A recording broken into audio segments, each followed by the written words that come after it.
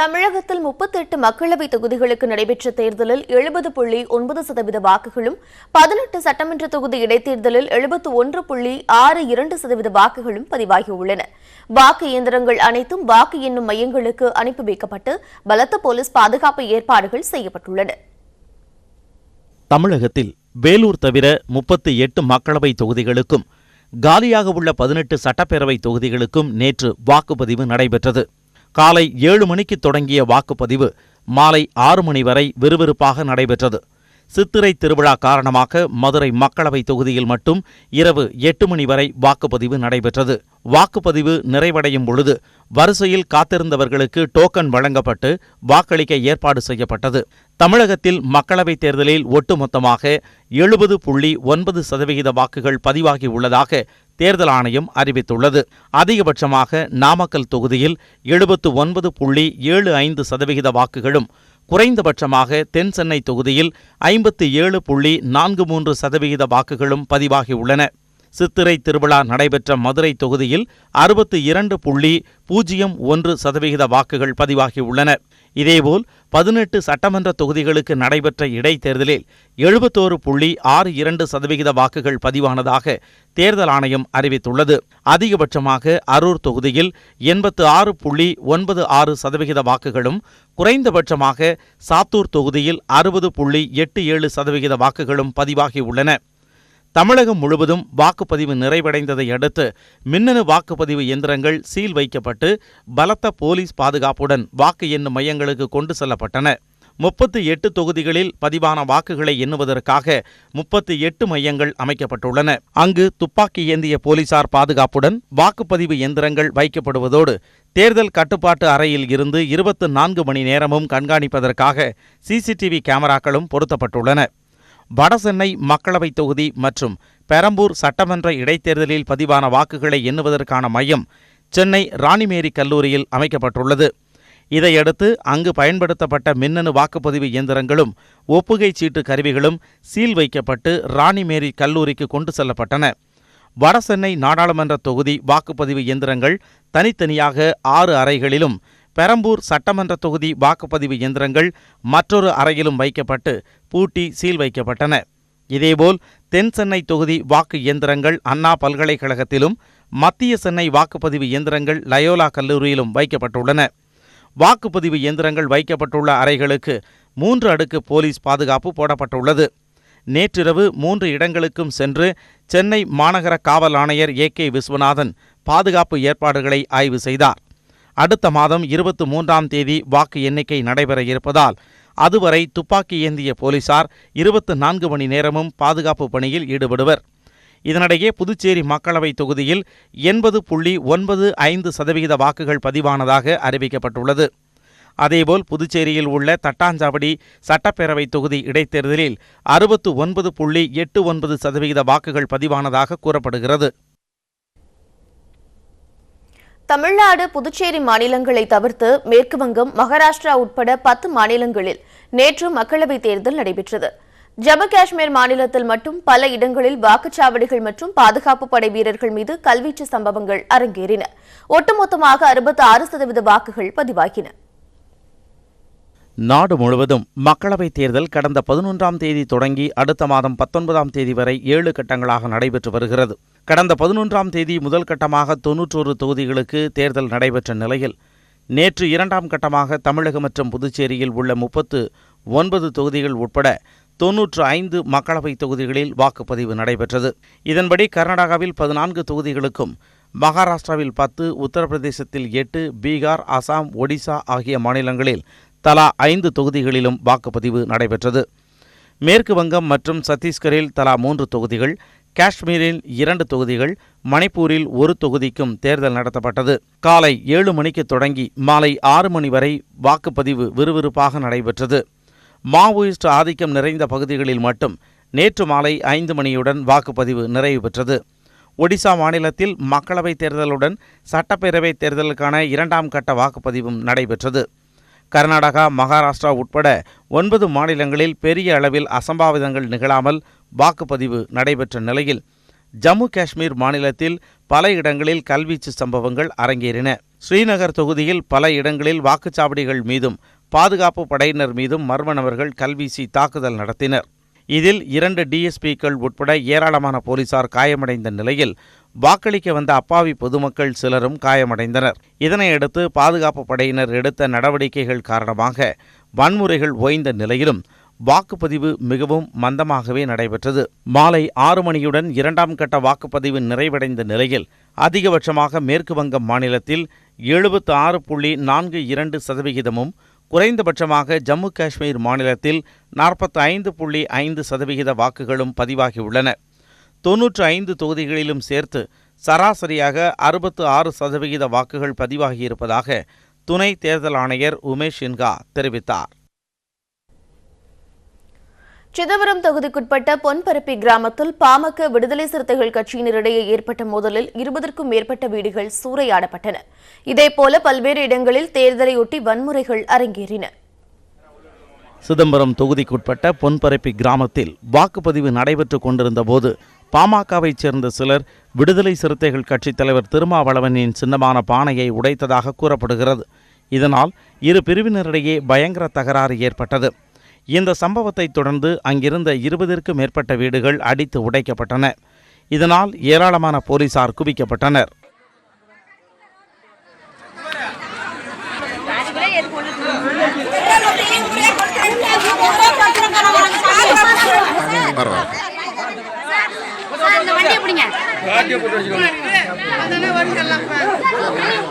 வேலூர் மாவட்டம் கீழ்விசாரம் ஊராட்சி ஒன்றிய துவக்கப்பள்ளி வாக்குச்சாவடியில் பாமகவினர் மற்றும் போலீசாரிடையே மோதல் ஏற்பட்டது.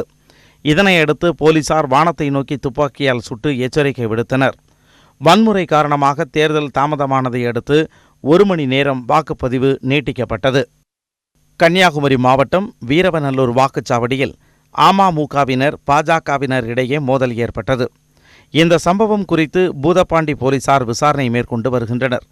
இந்த நிலையில் தாக்குதலுக்குள்ளாகி சிகிச்சை பெற்று வரும் பாஜகவினரை மத்திய இணையமைச்சர் பொன் ராதாகிருஷ்ணன் சந்தித்து ஆறுதல் கூறினார். கன்னியாகுமரி மாவட்டம் சந்தையடி அரசு தொடக்கப்பள்ளி வாக்குச்சாவடியில் முதியவர்களை வலுக்கட்டாயமாக காங்கிரஸ் கட்சிக்கு வாக்களிக்க வைத்ததாக தேர்தல் அதிகாரி மீது அதிமுக மற்றும் பாஜகவினர் புகார் கூறினர். இதனால் அவர்கள் சாலை மறியலில் ஈடுபட்டதை அடுத்து போலீசார் சமாதான பேச்சுவார்த்தையில் ஈடுபட்டனர்.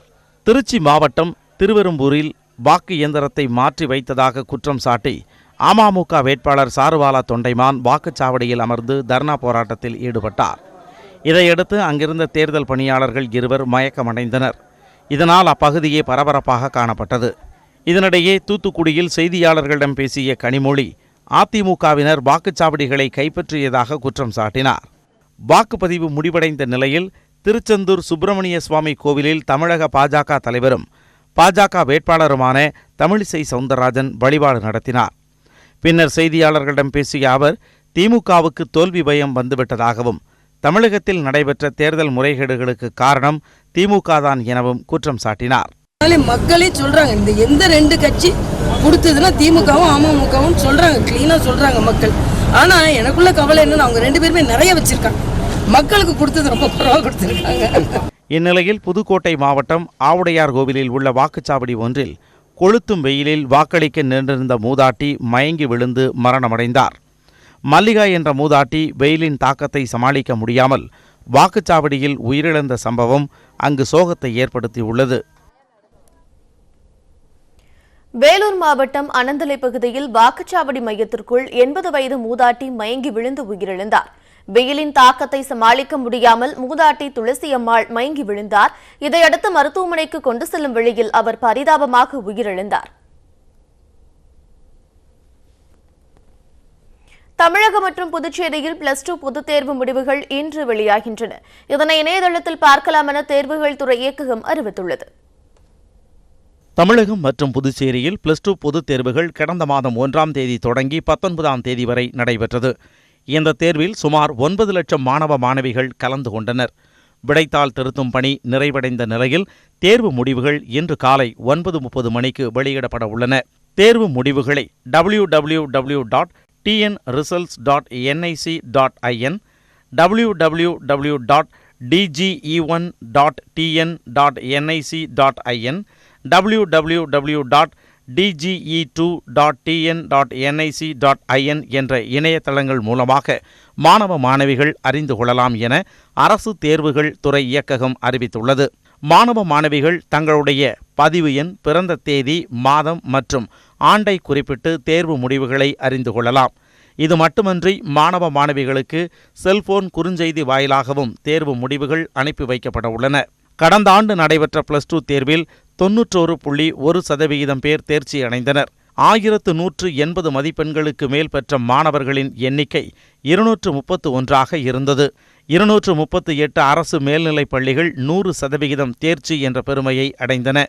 மேலும் 2017ஆம் ஆண்டில் 92.1%, 2016ஆம் ஆண்டில் 91.4%, தேர்ச்சி பெற்றனர்.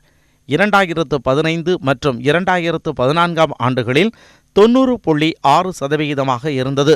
2017ஆம் ஆண்டு ரேங்கிங் முறை ரத்து செய்யப்பட்டதை தொடர்ந்து 3வது ஆண்டாக ரேங்கிங் முறை இல்லாமல் கிரேடு முறையில் +2 தேர்வு முடிவுகள் வெளியாகின்றன. +2 பொதுத் தேர்வில் தேர்ச்சி பெறாத மாணவர்கள் ஜூன் மாதம் நடைபெறும் சிறப்பு துணைத் தேர்வில் கலந்து கொள்ளலாம் என்று அறிவிக்கப்பட்டுள்ளது.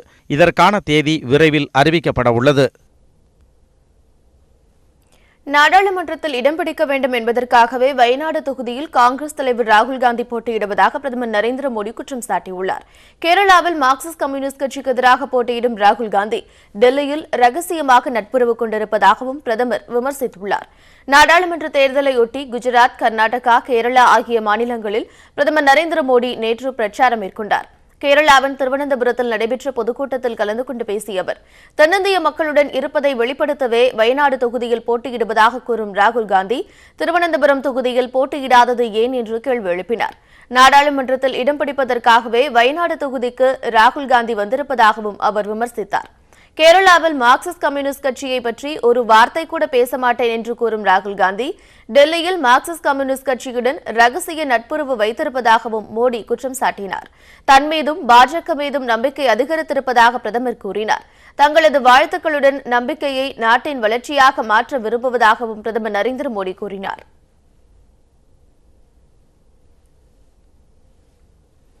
இரண்டு இந்தியாக்களை உருவாக்கும் மோடியின் முயற்சியை காங்கிரஸ் அனுமதிக்காது என்று காங்கிரஸ் தலைவர் ராகுல் காந்தி திட்டவட்டமாக தெரிவித்துள்ளார். குஜராத் மாநிலத்தில் வரும் 23ஆம் தேதி நடைபெறவுள்ள தேர்தலையொட்டி ஜூனாகத் மற்றும் கட்ச் மாவட்டங்களில் நடைபெற்ற பொதுக்கூட்டங்களில் காங்கிரஸ் தலைவர் ராகுல் காந்தி நேற்று கலந்து கொண்டார். அப்போது பேசிய அவர், கடந்த 5 ஆண்டுகளாகவே 2 இந்தியாக்களை உருவாக்க பிரதமர் நரேந்திர மோடி முயற்சி மேற்கொண்டதாக தெரிவித்தார். அதில் பெரும் தொழிலதிபர்களுக்காக ஓர் இந்தியாவையும், ஏழைகள், சிறு வர்த்தகர்கள் மற்றும் தொழிலாளர்களுக்கு மற்றோர் இந்தியாவையும் உருவாக்க அவர் முயன்றதாகவும், இதனை காங்கிரஸ் கட்சி அனுமதிக்காது என்றும் ராகுல் காந்தி கூறினார். நம்மிடம் ஒரு கொடி இருக்கும்போது ஒரு தேசம்தான் இருக்க வேண்டும் என்றும் அவர் குறிப்பிட்டார். காங்கிரஸ் ஆட்சிக்கு வந்ததும் குஜராத் விவசாயிகளின் கடன்கள் 10 நாட்களில் தள்ளுபடி செய்யப்படும் என்று அவர் உறுதியளித்தார். மோடியும் பாஜக தலைவர் அமித்ஷாவும் விவசாயிகளின் நிலங்களை அவர்களது ஒப்புதல் இல்லாமலேயே பறித்துவிட்டதாக ராகுல் காந்தி குற்றம் சாட்டினார். இதனை தடுக்கும் வகையில் முந்தைய ஐக்கிய முற்போக்கு கூட்டணி ஆட்சியில் கொண்டுவரப்பட்ட சட்டத்தை மாநில அளவில் மோடி அரசு பலவீனமடைய செய்துவிட்டதாகவும் ராகுல் காந்தி கூறினார். சித்ரா பௌர்ணமியையொட்டி திருவண்ணாமலையில் லட்சக்கணக்கான பக்தர்கள் கிரிவலம் மேற்கொண்டு வருகின்றனர். ஒவ்வொரு மாதமும் பௌர்ணமி நாளில் திருவண்ணாமலையில் ஏராளமான பக்தர்கள் 14 கிலோமீட்டர் தொலைவு கொண்ட கிரிவல பாதையை வலம் வருவார்கள். அதில் சித்திரை மாதத்தில் வரும் பௌர்ணமி சிறப்பு வாய்ந்ததாக கருதப்படுகிறது. அதன்படி நேற்றிரவு 7 மணிக்கு தொடங்கிய கிரிவலம் இன்று மாலை 5:30 மணி வரை நடைபெறவுள்ளது. இதையொட்டி லட்சக்கணக்கான பக்தர்கள் விடிய விடிய கிரிவலம் சென்று அண்ணாமலையாரை வழிபட்டனர். இன்றும் ஏராளமான பக்தர்கள் வருவார்கள் என்று எதிர்பார்க்கப்படுகிறது. பக்தர்களின் வசதிக்காக சென்னை, சேலம் உள்ளிட்ட நகரங்களிலிருந்து 2900 சிறப்பு பேருந்துகள் இயக்கப்பட்டு வருகின்றன. அசம்பாவிதங்களை தவிர்க்க போலீசார் தீவிர கண்காணிப்பு பணியில் ஈடுபட்டு வருகின்றனர். தமிழகம் மற்றும் புதுச்சேரியில் முதலமைச்சர்கள் மற்றும் அரசியல் கட்சித் தலைவர்கள் தேர்தலில் வாக்களித்து தங்களது ஜனநாயக கடமையாற்றினர். சேலம் மாவட்டம் சிலுவம்பாளையத்தில் உள்ள வாக்குச்சாவடியில் வரிசையில் நின்று முதலமைச்சர் எடப்பாடி பழனிசாமி வாக்களித்தார். முன்னதாக தனி ஆளாக நடந்து வந்த அவர் மக்களோடு மக்களாக வரிசையில் காத்திருந்தார். பின்னர் வாக்களித்த பிறகு அதன் அடையாளமாக விரல் மையை காண்பித்தார்.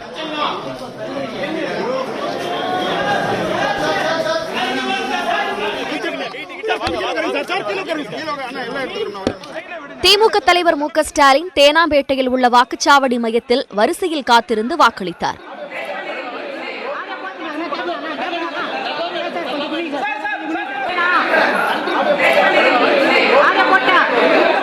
பணத்திற்கு அடிபணியாமல் மாற்றத்தை நோக்கி மக்கள் வாக்களித்ததாக அப்பொழுது ஸ்டாலின் தெரிவித்தார்.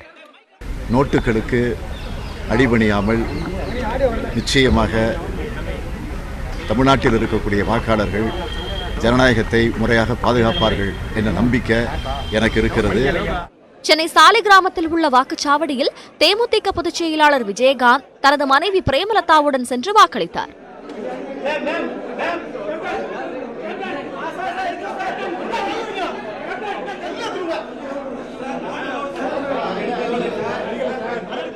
தேனி மாவட்டம் பெரியகுளம் வாக்குச்சாவடியில் வரிசையில் காத்திருந்து துணை முதலமைச்சர் ஓ பன்னீர்செல்வம் ஜனநாயக கடமையாற்றினார்.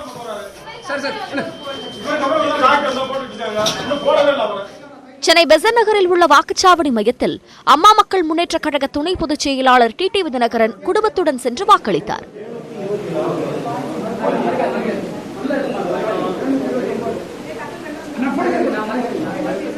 ஆட்சி மாற்றத்திற்காக மக்கள் வாக்களித்திருப்பதாக தினகரன் அப்பொழுது தெரிவித்தார். ஆளுங்கட்சி 40% மேலே வாங்கணும் நிறைய பேர் சொல்கிறாங்களே, அது ஆளுங்கட்சி. அவ்வளோ 40% மேலே வாட்டு வாங்கி ஜெயிக்க போகிற கட்சி எதுக்கு 18 இடைத்தேர்தலையும் ஓட்டுக்கு 2000 ரூபா கொடுக்குறோம்? எதுக்கு பார்லிமெண்ட் தொகுதியிலலாம் 1000 ரூபா 500 ரூபான்னு கொடுக்குறோம்? இன்னொன்று அவங்களுக்கு தெரிஞ்சு போயிட்டு ஜெயிக்க மாட்டோம்னு தெரியாது. இதுதான் உள்ளங்கை நெல்லிக்கனி மாதிரி தெரியும். மக்கள் நீதி மைய தலைவர் கமல்ஹாசன் தனது மகள் ஸ்ருதிஹாசனுடன் சென்று ஆழ்வார்பேட்டை வாக்குச்சாவடி மையத்தில் வாக்களித்தார். என் கடமையை நான் செய்துவிட்டேன், மற்றவர்களும் இதேபோல் தங்கள் கடமையை செய்யுமாறு வேண்டி. இதேபோல சென்னை ஆழ்வார்பேட்டையில் தமிழ் மாநில காங்கிரஸ் கட்சி தலைவர் ஜி கே வாசனும் சாலிகிராமத்தில் நாம் தமிழர் கட்சி ஒருங்கிணைப்பாளர் சீமானும் தங்களது வாக்குகளை பதிவு செய்தனர். சென்னை பட்டினப்பாக்கத்தில் வாக்களித்த பிறகு செய்தியாளர்களை சந்தித்த அமைச்சர் ஜெயக்குமார் சென்னையில் எதிர்க்கட்சிகள் ஓட்டுக்கு தலா 200 ரூபாய் வழங்கியதாக குற்றம் சாட்டினார். திரு தினகரன் கட்சி அமமுக மெடாஸ் மூலமாக ஏறக்குறைய கொள்ளையடித்து கிட்டத்தட்ட 10,000 கோடி ரூபாய் இருக்குது. அதே போன்று 2G ஸ்பெக்ட்ரத்தில் 1,86,000 கோடி ரூபாய் திமுக அடித்த பணம் இருக்குது. ஆஃப்டர் ஆல் 200 ரூபா கொடுத்துட்டு போய் எங்களை இப்படி ஏமாத்துறாங்களே, இவங்களுக்கு நாம சரியான பாடம் புகட்டணும். அப்படிதான் இப்போ ஸ்லம் பேக்கெட்ஸ்ல இருக்கு. உடல் நலத்தால் பாதிக்கப்பட்டுள்ள திமுக பொதுச் செயலாளர் க அன்பழகன் வீல் சேரில் வந்து மயிலாப்பூர் வாக்குச்சாவடியில் தமது வாக்கை பதிவு செய்தார். கருணாநிதியின் மறைவுக்கு பிறகு அவருடைய மனைவி தயாளு அம்மாள் முதல் முறையாக வீல் சேரில் சென்று கோபாலபுரம் வாக்குச்சாவடியில் வாக்களித்தார். அவருடன் மகன் மு க தமிழரசு மற்றும் மகள் செல்வி உடனிருந்தனர்.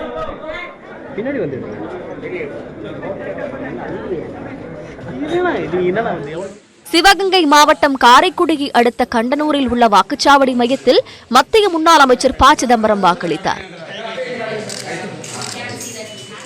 அப்பொழுது மத்தியிலும் மாநிலத்திலும் உள்ள அரசுகளை மாற்ற மக்கள் முடிவெடுத்துள்ளதாக ப சிதம்பரம் தெரிவித்தார். அரக்கோண மக்களவை தொகுதிக்குட்பட்ட காட்பாடியில் திமுக பொருளாளர் துரைமுருகன் குடும்பத்துடன் சென்று வாக்களித்தார். பின்னர் செய்தியாளர்களிடம் பேசிய அவர் எதிர்க்கட்சியினர் மீது வருமான வரித்துறை கட்டவிழ்த்து விடப்பட்டிருப்பதாக குற்றம் சாட்டினார்.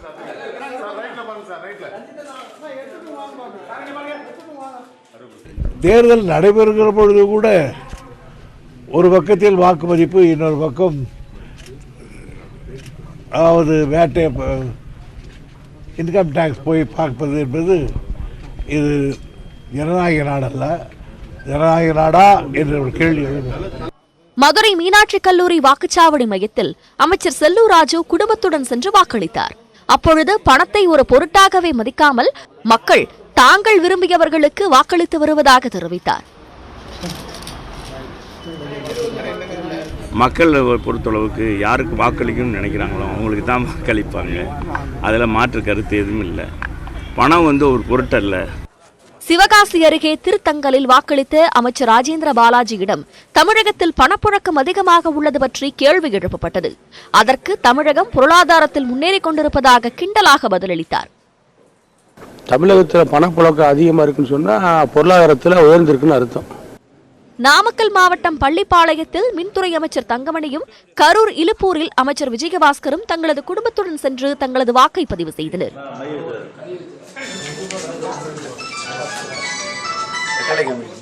சிதம்பரத்தில் மார்க்சிஸ்ட் கட்சி மாநில செயலாளர் பாலகிருஷ்ணன், திருவாரூர் மாவட்டம் வேலூரில் இந்திய கம்யூனிஸ்ட் கட்சி மாநில செயலாளர் முத்தரசன், சிதம்பரம் அருகே கீரபாளையத்தில் தமிழக காங்கிரஸ் தலைவர் KS அழகிரி ஆகியோர் தங்களது வாக்கை பதிவு செய்து ஜனநாயக கடமையாற்றினர். மதிமுக பொதுச் செயலாளர் வைகோ தமது சொந்த ஊரான கலிங்கப்பட்டியில் வாக்களித்தார். அவருடைய சகோதரர் ரவிச்சந்திரன், மகன் துரை வையாபுரி ஆகியோரும் அவருடன் வாக்களித்தனர். மதுரை TVS நகரில் உள்ள வாக்குச்சாவடியில் வாக்களித்த முன்னாள் மத்திய அமைச்சர் மு.க. அழகிரி யார் வெற்றி பெற வேண்டும் என மக்கள்தான் முடிவு செய்வார்கள் என கூறினார். விழுப்புரம் மக்களவை தொகுதிக்குட்பட்ட திண்டிவனம் வாக்குச்சாவடியில் பாமக நிறுவனர் ராமதாஸ் குடும்பத்துடன் சென்று வாக்களித்தார்.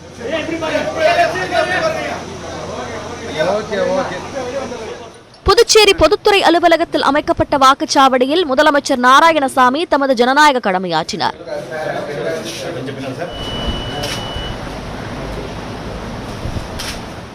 ராகுல் காந்தி பிரதமராக வேண்டுமென மக்கள் விரும்புவதாக நாராயணசாமி தெரிவித்தார். இதேபோல பல்வேறு அரசியல் கட்சித் தலைவர்களும் பிரமுகர்களும் தேர்தலில் வாக்களித்து தங்களுடைய ஜனநாயக கடமையை நிறைவேற்றினர். நடிகர்கள் ரஜினிகாந்த், அஜித், விஜய், சூர்யா, நடிகைகள் த்ரிஷா, ஜோதிகா உள்ளிட்ட திரைப்பிரபலங்கள் தங்கள் வாக்குகளை பதிவு செய்தனர். சென்னை ஸ்டெல்லா மேரிஸ் கல்லூரியில் அமைக்கப்பட்ட வாக்குச்சாவடியில் நடிகர் ரஜினிகாந்த் தனது வாக்கை பதிவு செய்தார். அடையாறு வாக்குச்சாவடியில் மக்களுடன் மக்களாக வரிசையில் நின்று நடிகர் விஜய் வாக்களித்தார். திருவான்மையூர் வாக்குச்சாவடிக்கு மனைவி ஷாலினியுடன் வந்த நடிகர் அஜித் வாக்களித்தார். தியாகராயர் நகரில் அமைக்கப்பட்ட வாக்குச்சாவடியில் நடிகர்கள் சிவகுமார், சூர்யா, கார்த்தி, நடிகை ஜோதிகா ஆகியோர் குடும்பமாக வந்து வாக்களித்து சென்றனர். நடிகை த்ரிஷா தனது தாயாருடன் சென்று வாக்களித்தார். சின்மயி, ஸ்ருதிஹாசன், நடிகர் பிரசன்னா உள்ளிட்டோர் வாக்களித்தனர். நடிகர் தனுஷ், அவரது மனைவி ஐஸ்வர்யா தனுஷ் ஆகியோர் தனித்தனியாக சென்று ஆழ்வார்பேட்டை வாக்குச்சாவடியில் தங்கள் வாக்குகளை பதிவு செய்தனர். நடிகர்கள் சத்யராஜ், அருள்நிதி, கௌதம் கார்த்திக், விஜய் சேதுபதி உள்ளிட்டோரும் வாக்களித்தனர்.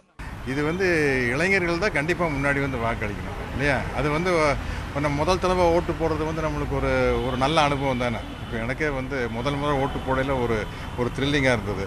அதை அதை நம்ம மிஸ் பண்ணக்கூடாது. ஏன் இப்படி வரல? இளைஞர்களுக்கு ஒரு வேண்டுகோள், கண்டிப்பாக போடணும். ஏன்னா நம்ம ஒவ்வொரு விஷயத்துக்கும் கோவப்படுறோம். அந்த கோவத்தை நம்ம இதில் தான் காட்ட முடியும்.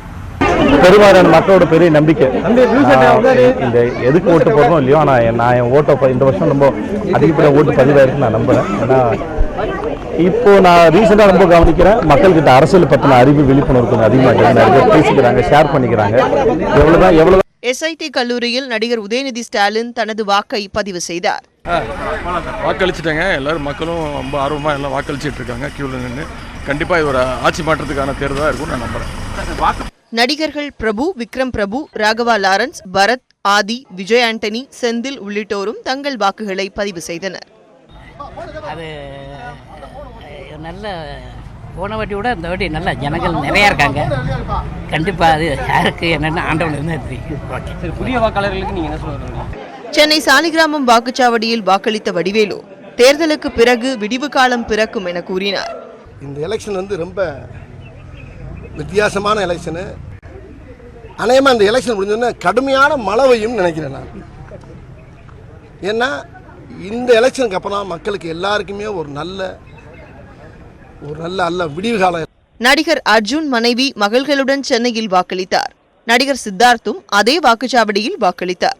பாடலாசிரியர் கவிஞர் வைரமுத்து, இசையமைப்பாளர் அனிருத், இயக்குநர்கள் பாரதி ராஜா, சங்கர், AR முருகதாஸ், T ராஜேந்தர் உள்ளிட்டோரும் தங்கள் வாக்குகளை பதிவு செய்தனர். இவர்களை பொறுத்தவரையில் அடையாளம் மை. ஆனால் இந்த மையில் உள்ளுக்குள்ளே இருப்பது ஒவ்வொரு வாக்காளனது உரிமை, வாக்காளனது உடைமை, வாக்காளன் ஆற்ற வேண்டிய கடமை. இத்தனை மை இங்கே இருக்கிறது.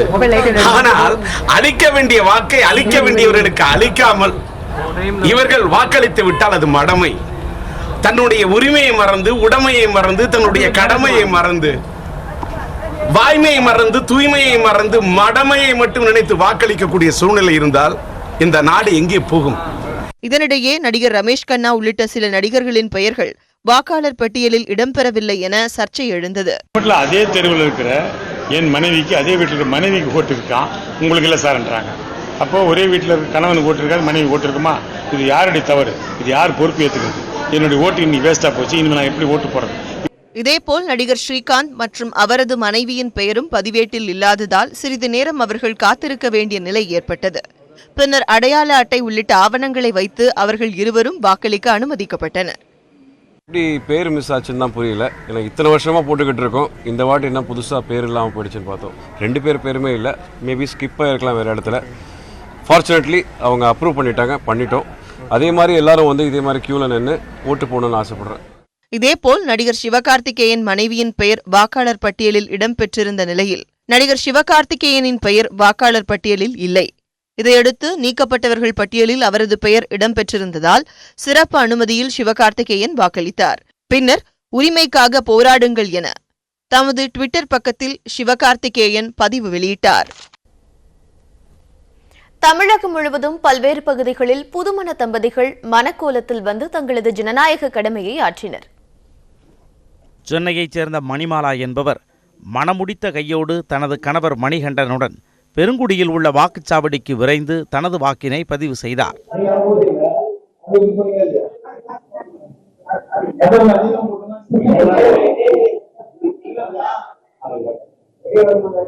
திருவண்ணாமலை மாவட்டம் ஆரணியை அடுத்த வெள்ளலூர் கிராமத்திலும் தமிழரசன் மற்றும் சௌமியா என்ற புதுமண தம்பதி மணக்கோலத்தில் வந்து வாக்களித்தனர். திருவள்ளூர் மாவட்டம் சூரப்பட்டு கிராமத்தில் ராமு தீபா ஆகியோர் திருமண அலங்காரத்தோடு வந்து தங்களது ஜனநாயக கடமையை ஆற்றினர். சென்னை தாம்பரத்தில் 2 புதுமண தம்பதிகள் வந்து வாக்களித்தனர். முடிச்சூர் விவேகானந்தா பள்ளியில் சுமன் வினோதினி ஆகியோரும், சேவாசதன் பள்ளியில் நரசிம்மன் சரணியா என்ற தம்பதியினரும் வாக்களித்தனர். இது தவிர திருப்பூரில் மாற்றுத்திறனாளியான சரவணன் என்பவர் ஆம்புலன்ஸில் அழைத்து வரப்பட்டு வாக்களித்தார். உடல் உறுப்புகள் செயலிழந்த போதிலும் ஜனநாயக கடமையை நிறைவேற்ற வந்த அவரை பலரும் பாராட்டினர். இதேபோன்று தமிழகம் முழுவதும் பல்வேறு தரப்பினரும் தங்களது வாக்குகளை பதிவு செய்தனர். குமரி மாவட்டம் பேச்சுப்பாறையில் படகுகளில் வந்து மலைவாழ் பழங்குடி மக்கள் வாக்களித்து சென்றனர். சாலை வசதி இல்லாத நிலையில் படகு மூலம் வந்து அவர்கள் தங்களது ஜனநாயக கடமையை நிறைவேற்றி சென்றனர்.